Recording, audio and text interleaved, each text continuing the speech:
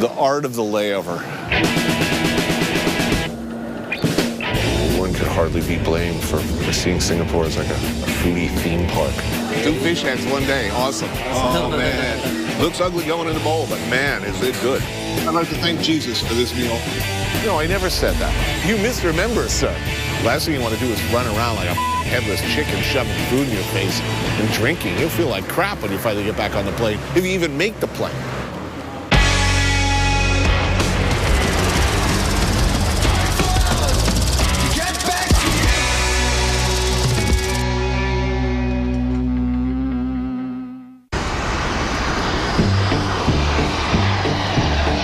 I've been to Singapore many times before. I got a lot of history here. Good times, bad times. But some things are constants. It's a 17-hour flight from New York, and this time anyway, a 5 a.m. arrival. My flight's tomorrow, just before noon. That gives me a little more than 30 hours to fill, and there's plenty to do. Despite all my trips here, I don't think I've ever seen a cop. But know this, when they say no drugs in Singapore, they are not kidding. And I mean really, really not kidding. You bring drugs, even a bag of weed in here with you, you are easily the dumbest person alive. Basically, if you come to Singapore, you can speak English. Basic English, everybody on the road will be able to understand. Singapore's made of 3 major different races. So you've got the Chinese, the Malays, and the Indians. But you also have a growing expat community. So you've got the Filipinos and from Bangladesh and Thailand. So even though we have such a huge diverse range of races and ethnicities in Singapore, the common thread that really runs down the road for Singaporeans is food. New York may be the city that never sleeps, but Singapore's the city that never stops eating.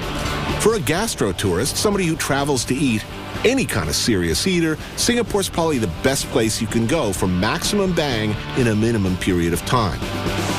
In this one tiny city-state, which you can cross by car in like 45 minutes, you could find more variety, more options, more specialties from many lands, and cheap than just about anywhere else.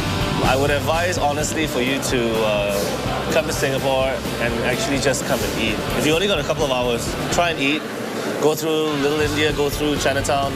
Chinese specialties from regions all across China and down the Straits. Malay cooking, Indian. There's something for everybody. And Singaporeans love their food. And they're refreshingly not snobby about it where they get it. Fancy restaurant or tiny hawker stand, whoever's got it good is what matters. Worst thing that can happen to you in Singapore is you get a mediocre meal. And even that is unlikely. You sure as hell won't get robbed or pickpocketed. Crime here is basically non-existent. Singapore is the best place for the simple reason. From a humble Malay fishing village, it turned around to be the global city. Why? As you can see for yourself, we have all kind of delicious multicultural food. It's about a 25-minute cab ride to my hotel, a verdant, tree-covered route straight into town. The Grand Hyatt, right off Orchard Road, Singapore's main shopping district. Now, mass transit from the airport's good, too. The train gets you into town for $2 and takes a little longer, about 45 minutes. For a little less, there's the number 36 bus. Taken this ride many times before. And it's like a pressing matters to deal with. I gotta download the Brown file. I really have a problem with, drop the kids off at the pool and on the plane. They're living in airports and eating plane food. You reek out the entire cabin. Plus, because there's no water in there, right? You get like that sort of, Jackson Pollock effect off times. I'll tell you right up front, I stay at the Grand Hyatt because I've been put up here regularly for years, and at this point, they treat me good. Real good. Also, refreshingly for a hotel, they've brought street food inside. Instead of the usual grim breakfast nook, it's actually pretty awesome. But if you want to do the whole old world British colonial thing, pink gin and pith helmet, there's the Fullerton. Or for more affordable hipster boutique-y, there's the swingin' new Wanderlust Hotel in Little India. Each room is one of a kind and neon a recurring theme. At the Hyatt, I get a free upgrade to the damn presidential suite. This is a first for me, and I gotta admit, I'm liking it. Oh, wow. Swank, this is like totally, it's like a 50-cent room. Looks good. What the? Oh, kitchen. Swinging. Whoa. Check this out. Steam and aromatherapy attachment. You gotta love that. Nice. Unfortunately, I'll be unable to enjoy any of this because I've only got 24 hours in it. Quick shower, no time to fire up the sauna, unfortunately. I'm off to the Chongbaru Hawker Center for breakfast. On any 24-hour trip here, you'd be foolish to not plan at least 3 meals from any one of the hawker centers. The hawker centers of Singapore were a shrewd strategy to incorporate and control what was once a chaotic but pervasive culture of street carts. To control the health, safety, and traffic aspects, vendors were brought inside these covered structures, still open to the air, but in stalls with regulated running water, refrigeration, and strict rules of food handling. So basically, you don't have to worry about getting poisoned. Any food writer in the history of the world who comes to Singapore ends up in the careful embrace of KFC-to. But I knew him first. I've known Singapore legend KFC-to for about 11 years now. He's the head guru of the Makan Sutra guides and websites. Here we are. A one-man encyclopedia of everything delicious in Singapore and beyond. Hey, Yiz, my buddy, it's been a while. How have you been? Nice meeting you again. Welcome back. Oh, you get off a 17-hour flight and you begin filming? I'm a professional. That's right. Hey, okay, welcome to Chongbaru. And then we head on for some serious food before we do the rest. Kind of breakfasty stuff, right? Yeah. There's all sorts of good you can have for breakfast. Remember, this is a culture where there's no shame in a big bowl of steaming noodles or laksa first thing in the a.m. Stall after stall, often organized by nationality. Chinese over here, Malay halal here, Indian over there. Every owner-operator has 1 or 2 individual specialties. That's what they do best. It is a very popular little place. It's steamed rice cakes and they put a lot of this preserved pickles and they fry it with lard and I don't know why, but somehow it tastes like chocolate. Okay. How do you pronounce this dish? Chui Kwek. Awesome. You know, most cultures, most places, they treat street food like a problem to be solved. But for me, it's the #1 reason to come to Singapore is this. How much was this meal, by the way? Like nothing, $1.20 or something. Awesome. Across town, and if I could be 2 places at once, I'd be there too, like right now, are the peanut pancakes at Tanglin Halt Hawker Center. These guys are famous for hand-picking, roasting, and grinding their own peanuts, something most other operations take a shortcut on. This morning we set off before 7 o'clock. Took us about 3 hours, exactly 3 hours to reach here because we have all our favorite breakfast here. We have the noodles and we have this pancake which we have been eating this for almost 50 years. Very good, delicious, plenty of peanuts. I mean, look, they sell everything. Fish paste made into balls, deep fried. People have them for breakfast. Soybean milk, noodles. Somebody is trying to sell you roast meat for breakfast. Oh, wait. Now, this is the lean meat offal pork ball soup flavored with pork stock and salted mustard leaves. But there is a very traditional glutinous rice and chestnut sausage. And that is an old school Teochew food. It's dying, and you dunk them in sweet sauce like molasses. Yeah, let's get some of that.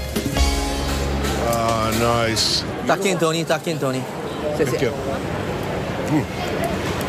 I'll tell you, looks ugly going in the bowl, but man, is it good. If I had the same dish in a place with a bunch of ferns and plants, you know, sitting there and like this lounge music in the background, I would be very unhappy. Fagging away. Good. You know, I don't need my waiter in a tuxedo. I'm perfectly happy with a chef in shorts and boots.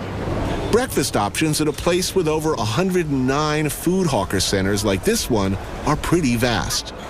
There's wafeng wonton noodles, chongbaru chicken rice, tiksing soybean milk and curd, minnan pork ribs, prawn noodle, and the famous kampong carrot cake. I mean, the other thing about coming to a place like this, it's kind of out of the tourist zone. If you notice, you're like the only informed tourist around here. Right. This is as local as it gets. So it all boils back down to the customers who knows their stuff. Right. If your food is no good, they vote you out. And you can pretty much tell with a glance if the place is extraordinary or not. If there's a line of locals clamoring to get in or to get their order, that's a good sign. Despite all the demolition and construction that's gone on over the decades, there are a couple of remnants of the bygone British colonial times. The black and white houses and the Chongbaru estate, from which the hawker market got its name. The old and the new, Tony. That's what Singapore is turning into. And this is what Singapore was before. I mean, traffic is not really a problem in Singapore like it is in New York or LA. Come on, it's painful when you say such things. We pay through our nose for that situation. You know, to own a car here, I mean, you have to buy a license to own this. And how much is a license? At its highest, that piece of paper that allows you to go to a dealer to buy this car, to own it for 10 years only, $100,000. For the privilege of buying the car? Permission to own a car for 10 years, then you go buy. So if you buy a car like this, a China-made Cherry QQ, very cheap stuff, your certificate or entitlement will probably cost you more than a car. So yeah, no traffic jam. If there's a traffic jam, it may hit the news. Right. Yeah. See, I like it here. You know, I could go the rest of my life without ever seeing Sex in the City. Tough, hey, right? I was published here without any edits at all. See? And I wrote a filthy, filthy book. Oh, I read that one. Best tip for people to experience Singapore would be ask the locals. The Singapore locals are really friendly and they love their city. So speak to the locals. They're the ones who always know the best places to go. Raffles Hotel, pretty much synonymous with Singapore in a lot of people's minds. You know, I would say a huge proportion of the Western tourists who come here, they all march into the bar at Raffles and get their obligatory Singapore Sling. Tip to travelers, skip that. No one in Singapore drinks Singapore Slings. It's a disgusting drink. You don't want it. Don't waste your time. Perfectly nice hotel. Just skip the drink.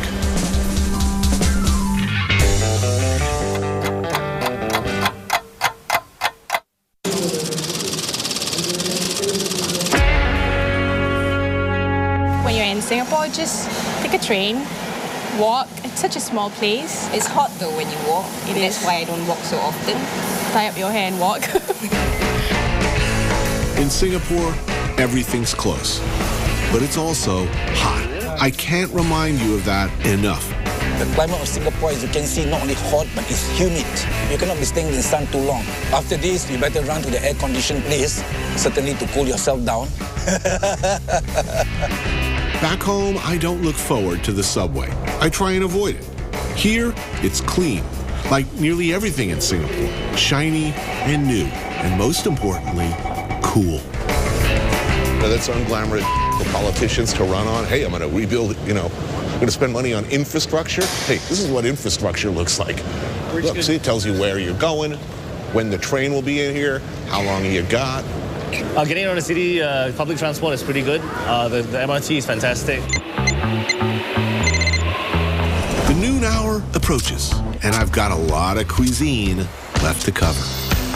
In spite of the fact that a sensible person would have a quick nap back at the hotel, now you can sleep on the plane tomorrow. I'm meeting an old friend, Yin Hua.